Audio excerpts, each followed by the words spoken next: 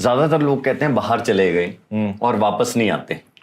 How difficult was this decision to take कि आपको वहां से वापस आना पड़ रहा है? अभी आप कितने मोटिवेशन से सारी ये चीज बता रहे हो, बट सेम मोटिवेशन उस लेवल पे डिमोटिवेट हुए इसमें बाहर जाने वाली कोई बात नहीं है एक्चुअली। मतलब मैं तो कहता हूँ कि जब भी कुछ हो रहा होता है ना, उस टाइम पे तो हम डिमोटिवेट ही हो रहे होते हैं। वो तो बाद में ही ना हाइंडसाइट हम ऐसे बात करते हैं जी कि यार ये ऐसे ऐसे हुआ, उसने मेरे को ये सिखाया। अरे कुछ नहीं सिखाया भाई, वो अब तू बोल रहा है जी। उस टाइम पे तो ऑब्वियसली मैं भी कह रहा था कि मेरे साथ हो क्या रहा है, और वही मैं आपको बताने लगा था जी।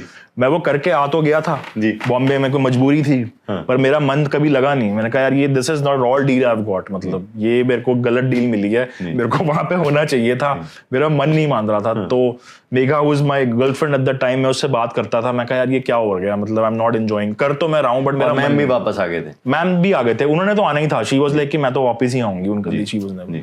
सो उनको मैं मिला एंड शी सेड कि यार छोड़ दे तू ये, forget it man, just take a break, go to Chandigarh and chill. मैं चंडीगढ़ काफी दिनों से नहीं आया था, तो मैं इधर आया, सर्दियों के दिन थे, अपना चिल मारते थे। तो मैं कहा अब करना क्या है यार। तो एक कंपनी के साथ मैं काम करता था जब मैं अपना थीसिस लिख रहा था। जब अपना थीसिस लिख रहा था ना जी, तो एक कंपनी को मैंने कांटेक्ट किया था, वो सिंगापुर बेस्ड थी। ठीक है। मैंने उनको लिखा, मैं कहा यार कोई काम है आपके लिए मेरे लिए? करे हाँ। तो उन्होंने मेरे को काम दे दिया एज अ फ्रीलांसर, जिसको आप रिमोट वर्क की तरह बोल देते हैं, वो था। तो वो मैंने करना शुरू करा, सिंगापुर डॉलर्स कमा रहा हूँ, चंडीगढ़ में बैठा हूँ, रजाई में बैठ के काम कर रहा हूँ, you know what I am saying. तो क्या चाहिए लाइफ में? फिर उन्होंने धीरे धीरे बोला अब क्राइसिस के बाद हम टीम हायर कर रहे हैं, अपनी फाइनेंशियल क्राइसिस के बाद, why don't you come and become a part of the team? I grabbed the opportunity, I went to Singapore. Wow. Right? And I was there for 5 years. I got married when whilst I was there, like when we got married, then Megha also came in, and so now that whole stint was in private equity and finance. So I worked in a company which invested into farming assets across the world. Oh, wow. I am now told that to get a job like that, you have to have a very fancy MBA. But मेरे पास ना कोई MBA नहीं है, ना मैं कभी IIT गया हूँ, ना IIM गया हूँ, मतलब ऐसा कुछ भी नहीं था मेरे पास. I have a liberal arts background, and luckily for me, the team there was a very understanding and a very international team. जी. Was it the knowledge, sir, which gave you all these breaks? So this last... Or the drive? Not... I think what now when I look back, again, this is a retrospective answer that I'm going to give you. I think, and I tell this to young people today also, I think what you do in your school in your formative years na, is going to stay with you all your life. आप college में कुछ भी पढ़ कर लो, कोई फर्क नहीं पड़ने वाला, पर जो स्कूल में आपने करा है और जो उस एज में, क्योंकि वो सबसे इंप्रेशनेबल एज है, और उस एज में जो आपने घर पे अपने पेरेंट्स, अपने पीयर ग्रुप से जो सीखा है, वो जड़ है चीजों की। That is basic. मैं वही फंडा एजुकेशन में भी लगाना चाहूंगा। तो when I hire also for my team, I don't look at degrees.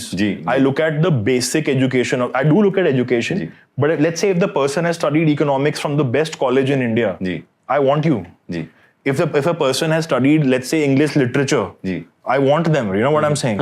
Because उन्होंने कम से कम एक चीज की मास्टरी तो है उनके पास। और आई थिंक आजकल ये बढ़िया भी हो गया सर, अपॉर्चुनिटीज खुल गई हैं लोगों के। लोग आपकी सर्टिफाइड नॉलेज पे नहीं जाते हैं, वो आपकी बेसिक जो ओरिजिनली आपको आता है उस पे जाते हैं। तो कहीं ना कहीं मुझे ये लगा कि जो पेरेंट्स ने मेहनत करी थी, जो टीचर्स ने मेहनत करी थी बेसिक चीजें इंस्टिल करने में, बेसिक वैल्यूज, वो हर जगह सही डिसीजन, सही तो क्या डिसीजन लेने में हेल्प कर रहा था मुझे। What were those values, sir? यार जैसे अब मान लो जैसे फॉर एग्जांपल है, अगर आपने अंग्रेजी बोलनी है तो बिल्कुल ढंग से बोलो, मतलब कुछ उसमें पंजाबी बोलनी है तो ढंग से बोलो, लैंग्वेज शुड बी। ये सीखा मैंने from the best teachers. The school I went to, saint Kabir, I think the founder of that school he just passed away 2 weeks back, so I was thinking about all this. You know, these are small things, right? Values like, you know, discipline, you know, values such as you know, being a straight shooter. यार ये नहीं बोलना कुछ है करना कुछ और है। आजकल कॉर्पोरेट्स में उस चीज को बड़ा वैल्यू किया जाता है, but I am not a fan of it, I never will be. ना मैंने बड़ी पिक्चर नहीं दिखानी, जो हो सकता है उसी की बात करनी। वो मेरा तो वही स्टाइल है बॉस। मैं तो जितनी मर्जी बड़ी कंपनी बन जाए मेरी, मैं तो चाहूंगा कि वहां पे वो कल्चर कभी ना आए, राइट? ये सब कुछ चीजें हैं। तो ये ना कहीं ना कहीं चीजें आपसे, गलत चीजें होने से भी आपको बचाता है। जी। आपने कुछ सीधा बोल दिया किसी को, आपको ही बोलेगा यार तू तो बड़ा मुंह फट है, तूने ये बोल दिया। अरे पर यार मैं जब नहीं समझ में आ रहा था, जब जेलिंग ही नहीं होनी तो क्यों करना है? तो मैंने वही दिल की सुन के ही काम किया है। दिल ने कहा यार जेवियर्स में पढ़ना है तो वहां पढ़ा, करना है, बस यही करना है मैंने, जिसको पंजाबी में गदारी कह देते हैं। जहाँ गदारी फंसा ली मैंने, फिर वो मैंने वही किया है। जिस चीज को मैं एंजॉय नहीं करूंगा, मैं आज भी वो नहीं करूंगा।